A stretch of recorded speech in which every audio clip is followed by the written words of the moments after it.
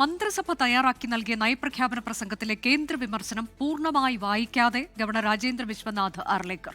ഗവർണറുടെ നടപടിയെ രൂക്ഷമായി വിമർശിച്ച മുഖ്യമന്ത്രി പിണറായി വിജയൻ നയപ്രഖ്യാപനം പൂർണ്ണമായി അംഗീകരിക്കണമെന്ന് സഭയിൽ ആവശ്യപ്പെട്ടു.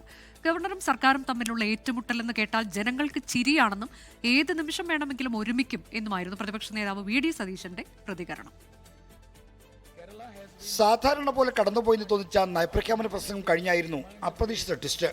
പ്രസംഗം പൂർത്തിയാക്കി മടങ്ങിയ ഗവർണറെ യാത്രയാക്കിയ ശേഷം മടങ്ങി വന്ന മുഖ്യമന്ത്രിയാണ് പ്രസംഗത്തിലെ ചില ഭാഗങ്ങൾ ഒഴിവാക്കിയെന്നും ചില ഭാഗത്ത് കൂട്ടിച്ചേർക്കൽ നടത്തിയെന്നും സഭയെ അറിയിച്ചത്.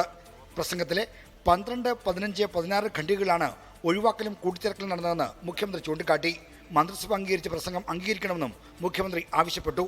അസാധാരണ നടപടി. സംസ്ഥാന നിയമസഭകൾ പാസാക്കിയ ബില്ലുകൾ ദീർഘകാലമായി കെട്ടിക്കിടക്കുകയാണ്. ഈ വിഷയങ്ങളിൽ എൻ്റെ സർക്കാർ സുപ്രീം കോടതിയെ സമീപിക്കുകയും അവ ഒരു ഭരണഘടനാ ബെഞ്ചിന് റഫർ ചെയ്തിരിക്കുകയുമാണ്. ഉദ്ധരണി അവസാനിച്ചു. ഈ വാചകം ബഹുമാനപ്പെട്ട ഗവർണർ ഒഴിവാക്കിയിട്ടുണ്ട്.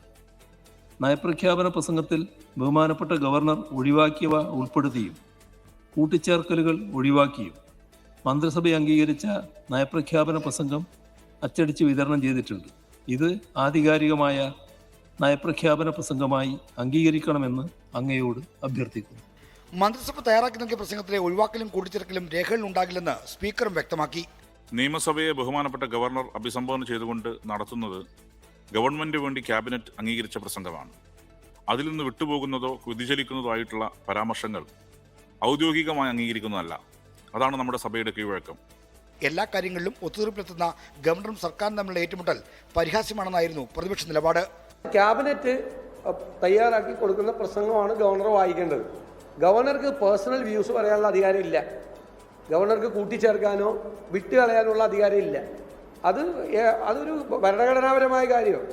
അതിനോട് ഞങ്ങൾ യോജിക്കുന്നു. പക്ഷേ ഗവർണറും ഈ സർക്കാരും തമ്മിലുള്ള തർക്കം എന്ന് പറഞ്ഞാൽ ആളുകൾ ചിരി തുടങ്ങുമ്പോൾ, കാരണം ഏത് രാത്രി വേണമെങ്കിലും സെറ്റിൽമെന്റ് ആവാം. മുഖ്യമന്ത്രിയുടെയും സ്പീക്കറുടെയും നടപടികളോട് ലോക്ഭവൻ ഇതുവരെ പ്രതികരിച്ചിട്ടില്ല. 24 തിരുവനന്തപുരം. ലോകത്തെവിടെയായാലും ഏത് സമയത്തും 24 വാർത്തകളും ഓഗ്മെന്റഡ് റിയാലിറ്റി പാക്കേജുകളും എക്സ്പ്ലെയിനറുകളും വിശദമായി കാണാൻ ഞങ്ങളുടെ യൂട്യൂബ് ചാനൽ നിങ്ങൾക്ക് സബ്സ്ക്രൈബ് ചെയ്യാം.